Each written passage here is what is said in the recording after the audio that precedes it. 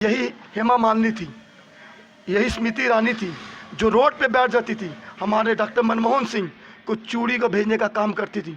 Doctor Manmohan Singh ने कभी झूठ नहीं बोला जनता को, कभी गुमराह नहीं किया, कभी ठगने का काम नहीं किया। देश के जो प्रधानमंत्री हैं नरेंद्र मोदी जी, उन्होंने सिर्फ झूठ बोलने का काम किया। तो इस चुनाव में क्या लगता है, बिहार में कांग्रेस को आप कहां देख रहे हैं, क्या संभावनाएं देख रहे हैं? कर्नाटक का कोई असर बिहार पे पड़ेगा? कर्नाटक अभी झांकी है, 2024 बाकी है। दक्षिण भारत से लेकर उत्तर भारत तक कांग्रेस का परचम लहराएगा। क्या लगता है कि जो बजरंगबली का मुद्दा लेकर भाजपा आई वो भी इफेक्टिव रहा? देखिए, हम लोग के साथ तो बजरंगबली थे ही, और बजरंगबली का आशीर्वाद मिला भी है, और बजरंगबली के दिन ही हम लोग विजय हुए हैं। नमस्कार भाई, डिस्कवरी न्यूज़ में आपका स्वागत है। कांग्रेस की कर्नाटक में बहुमत से सरकार बनाने के बाद कांग्रेस के पदाधिकारियों और नेताओं का उत्साह चरम पर है।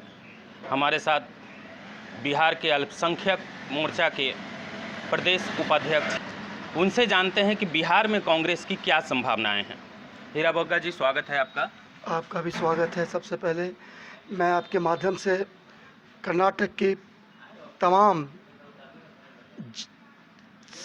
जितनी भी वहाँ पे प्रशंसा कीजिए वहाँ की जनता की साधुवाद देता हूँ कि आपके माध्यम से उन्होंने कमीशन खोरी, भ्रष्टाचार, बेरोजगारी के ऊपर कांग्रेस को जिताने का काम किया है।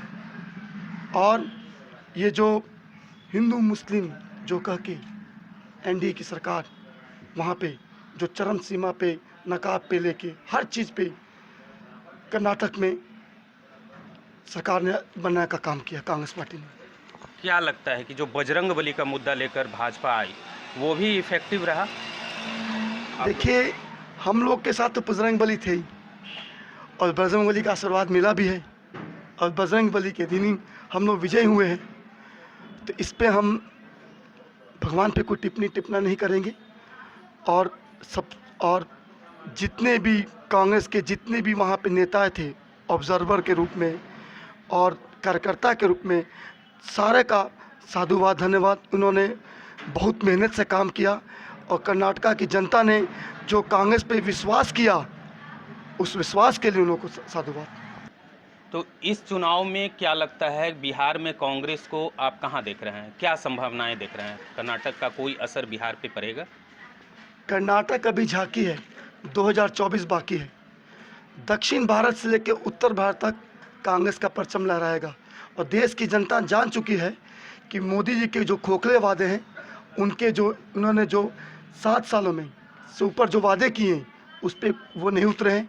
चाहे महंगाई हो, चाहे रोज़गार हो, हर चीज़ पे वो फेलियर हुए हैं, हर चीज़ पे फेलियर हुए हैं। और रहा बिहार में कांग्रेस प्रदेश अध्यक्ष के नेतृत्व में हम लोग को जो डॉक्टर अखिलेश प्रसाद सिंह सह राज्यसभा सांसद, उन नेतृत्व में कांग्रेस आगे बढ़ रही है और आगे बढ़ने का काम करेगी।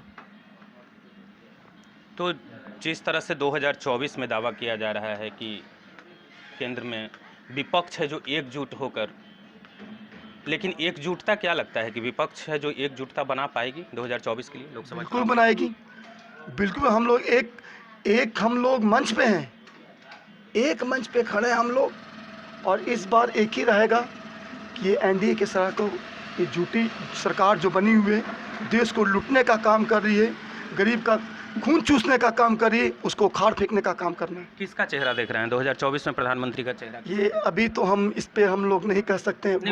विपक्ष जब आप एकजुट कर रहे हैं, कांग्रेस कहीं ना कहीं बड़ी पार्टी है, रीजनल पार्टियों को लेकर आप चल रहे हैं, तो रीजनल में भी कई चेहरे प्रधानमंत्री के लिए हैं। नीतीश कुमार यहाँ से हैं, ममता बनर्जी बंगाल से हैं, तो फिर राहुल गांधी कहाँ हैं? हम लोग कहते तो राहुल गांधी हैं, हम लोग के नेता तो राहुल गांधी हैं।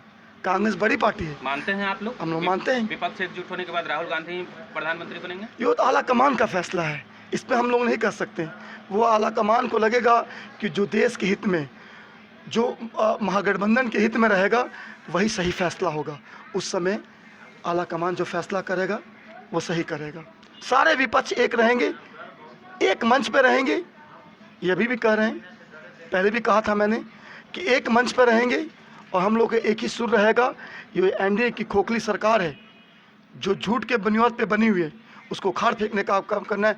जिन्होंने 400 सिलेंडर जो यूपी की गवर्नमेंट में सिलेंडर था, आज 1200 रुपये सिलेंडर हो गया है। यही हेमा मालिनी थी, यही स्मृति ईरानी थी जो रोड पे बैठ जाती थी, हमारे डॉक्टर मनमोहन सिंह को चूड़ी को भेजने का काम करती थी। डॉक्टर मनमोहन सिंह ने कभी झूठ नहीं बोला जनता को, कभी गुमराह नहीं किया, कभी ठगने का काम नहीं किया।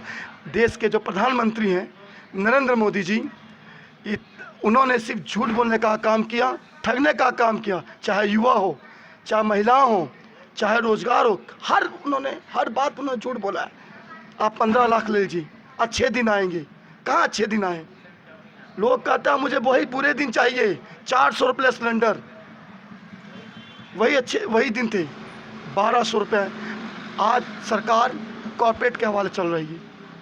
आप देख लीजिए ना क्या हाल है। सब कुछ बेच दिया, रेल बेच दिया, बेल बेच दिया, सब कुछ बेच दिया। कुछ बचा देश में?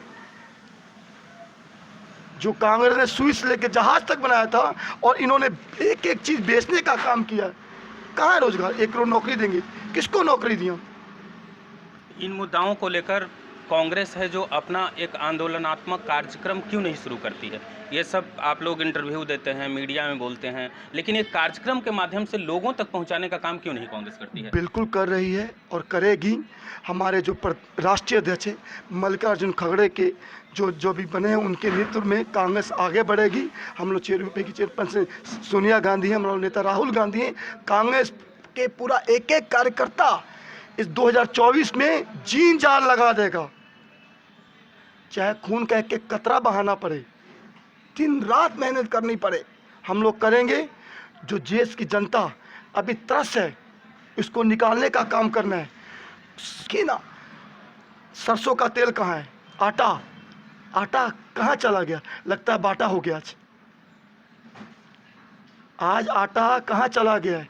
और सरसों का तेल किरासन तेल देख ली, हर चीज़ का महंगाई चरम सीमा पे है। महिलाओं को घर चलाना मुश्किल हो गया। अब देखिए जो 1200 में एक सिलेंडर मिल रहा है, वो 1200 में समय 3 सिलेंडर होता था, किसी का घर चलता था। इन्होंने सिर्फ ठगने काम किया है। पेट्रोल देख लीजिए, डीजल देख लीजिए, हर चीज़ देख लीजिए, महंगाई चरम सीमा पे।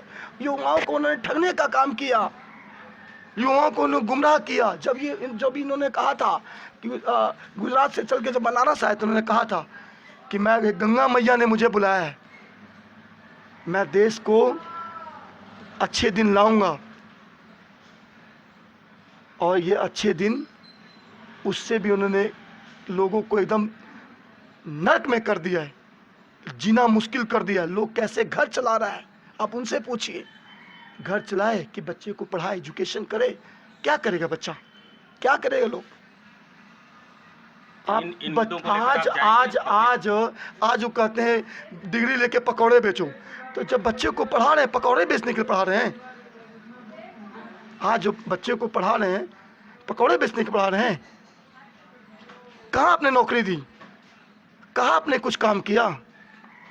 आपने सिर्फ खोखले वादे किए। बहुत कम समय बचा है अब लोकसभा चुनाव में, तो फिर इतनी देर क्यों रोड पर उतरने में, लोगों तक अपनी बातों को, अपनी महंगाई है, जैसे जिन मुद्दों को आप उठाते हैं, उन मुद्दों को लेकर आप कब जाएंगे?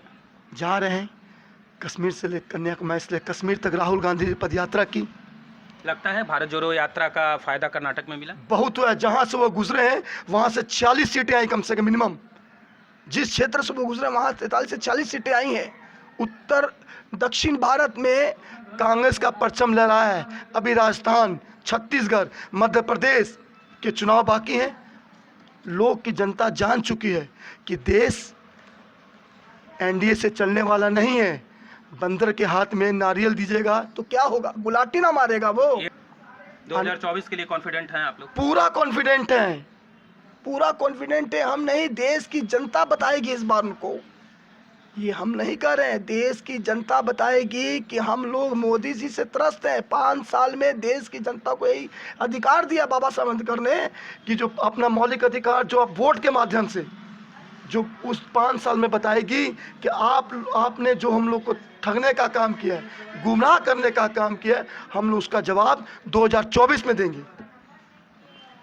कर्नाटक चुनाव जीतने के बाद कांग्रेस के नेताओं और पदाधिकारियों में जिस तरह का कॉन्फिडेंट जागा है 2024 को फतह करने का, निश्चित तौर पर ये एक कर्नाटक चुनाव के बाद है जो हौसला इन लोगों का बुलंद हुआ है।